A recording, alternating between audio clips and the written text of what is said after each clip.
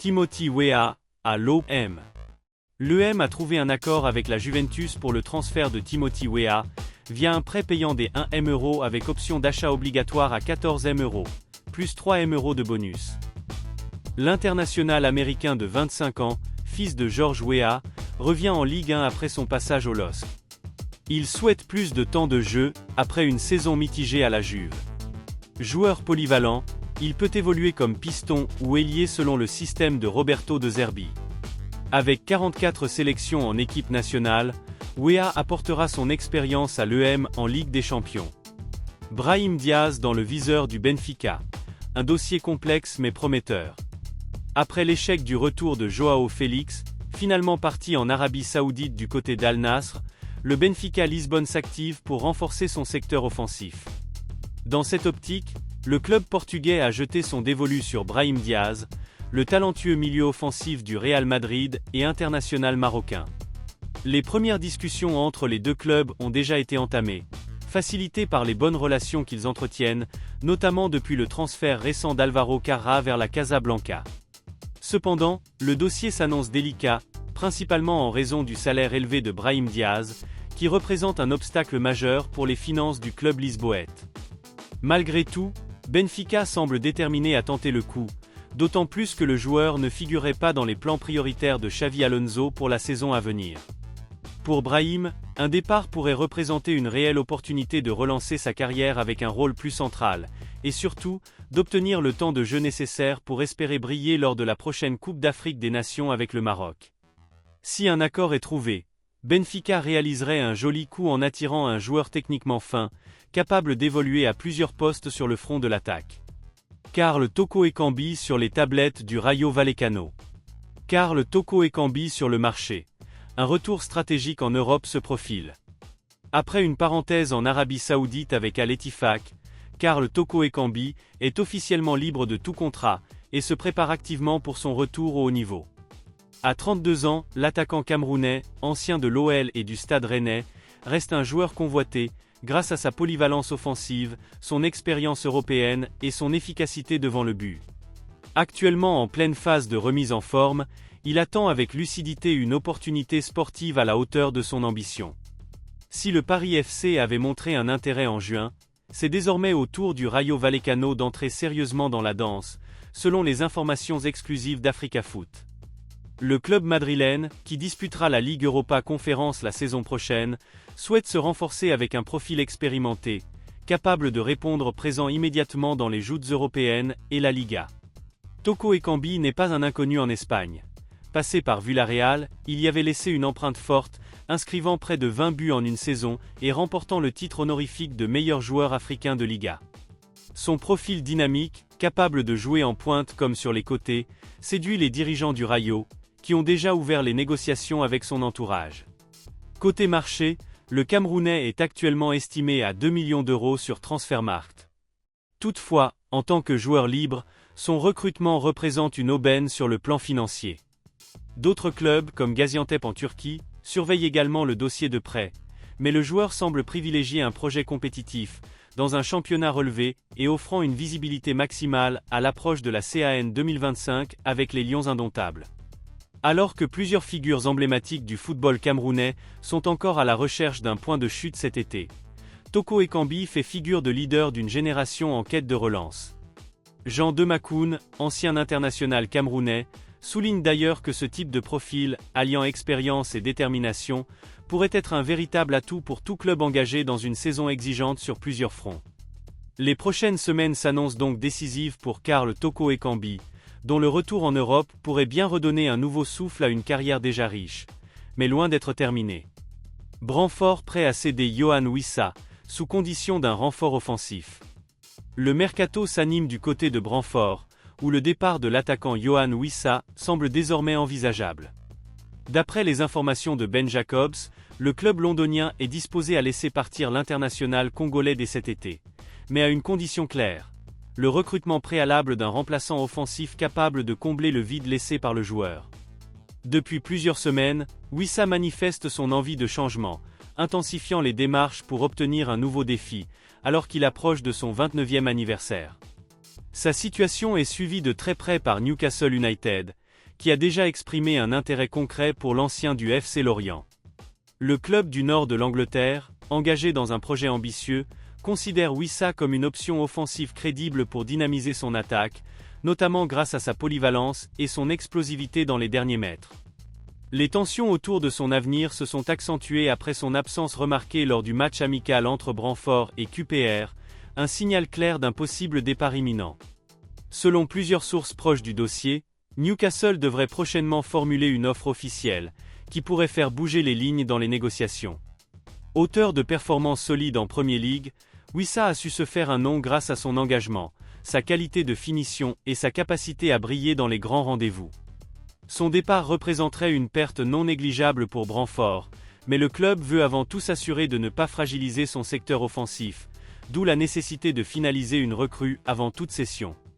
Dans un marché en constante évolution, le feuilleton Wissa Newcastle pourrait donc rapidement s'intensifier, avec une issue probable dans les jours à venir, surtout si les Bees activent leur piste en attaque.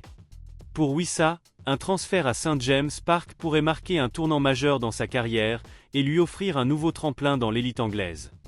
Ademola Lookman. L'Atalanta Bergame rejette une deuxième offre de l'Inter Milan.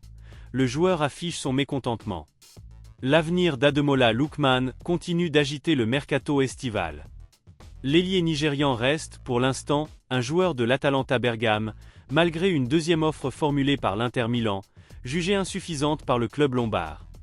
Estimé à près de 45 millions d'euros, 42 millions d'euros fixes plus 3 millions d'euros de bonus, cette proposition n'a pas convaincu la direction de l'Atalanta, qui souhaite conserver son joueur ou obtenir une somme nettement plus élevée. Déterminée à garder la main sur ce dossier, la famille Percassi, propriétaire du club, a répondu par un refus clair et poli. Selon la Gazzetta dello Sport, la réponse officielle a été transmise le 1er août sous forme d'un simple courrier électronique, dans lequel les dirigeants bergamasques ont remercié l'Inter pour son intérêt tout en déclinant l'offre sans appel. Cette position ferme n'est pas du goût de Lookman, désireux de rejoindre les Nerazzurri, avec qui il s'est déjà entendu sur les bases d'un contrat de 5 ans assorti d'un salaire annuel. Le joueur, récemment sacré Ballon d'Or africain, voit ce blocage comme un frein à une évolution attendue dans sa carrière. En signe de protestation, Lookman a supprimé toutes les publications liées à l'Atalanta sur son compte Instagram, un geste devenu courant dans le football moderne pour exprimer une frustration ouverte envers son club. Alors que l'Inter Milan pourrait revenir à la charge avec une nouvelle offre revue à la hausse, le feuilleton Lookman à l'Inter est loin d'être terminé. Atalanta campe pour l'instant sur ses positions, mais les prochaines semaines s'annoncent décisives, tant sur le plan sportif que contractuel. Le Paris Saint-Germain se prépare à un changement de cap majeur dans les cages, avec la probable arrivée de Lucas Chevalier en provenance de Lille, pour un montant estimé à 40 millions d'euros. Cette décision pousse Gianluigi Donnarumma vers la sortie, bien que le club n'exclue pas totalement une cohabitation temporaire entre les deux portiers. Parmi les prétendants du gardien italien figure Manchester United, à la recherche d'un remplaçant à André Onana. Le club anglais, séduit par le profil expérimenté de Donnarumma, voit en lui le successeur idéal, malgré l'absence de Ligue des Champions la saison prochaine. D'après Team Talk, Donnarumma serait intéressé par le challenge mancunien, attiré par le prestige historique des Red Devils. Cependant, United, qui peine à trouver une porte de sortie pour Onana, pourrait proposer une formule de prêt avec option ou obligation d'achat, permettant au PSG d'éviter toute rivalité entre Donnarumma et Chevalier. Une proposition qui reste encore à officialiser. Rappelons que le portier italien entre dans la dernière année de son contrat, et est évalué à 40 millions d'euros selon Transfermarkt. Real Madrid. La surprenante raison derrière l'absence d'un numéro 9 attribué, et une possible surprise de fin de mercato. Alors que la reprise de la Liga approche à grands pas, une situation intrigue les observateurs du Real Madrid. L'absence d'attribution du dossard numéro 9, laissé vacant depuis le changement de numéro de Kylian Mbappé, désormais porteur du prestigieux numéro 10. Cette décision, avant tout symbolique et marketing, vise à renforcer la nouvelle ère Mbappé au Real, avec une offensive commerciale massive autour de ces maillots floqués du numéro mythique. Mais derrière ce choix marketing, une réflexion plus stratégique se cache. Deux noms circulaient initialement comme potentiels héritiers du numéro 9. Le jeune phénomène Endrick, qui rejoindra l'effectif cette saison, et Gonzalo Garcia, auteur d'un excellent mondial des clubs. Pourtant, aucun des deux n'a encore été désigné, malgré l'imminence de la reprise et le retour à l'entraînement sous les ordres de Xavi Alonso. La raison ? Selon les révélations de Defensa Central, le Real Madrid laisse volontairement ce numéro vacant, car la direction n'exclut pas une arrivée offensive de dernière minute sur le marché des transferts.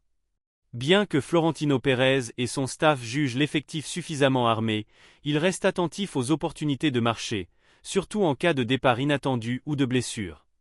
Un nom circule déjà.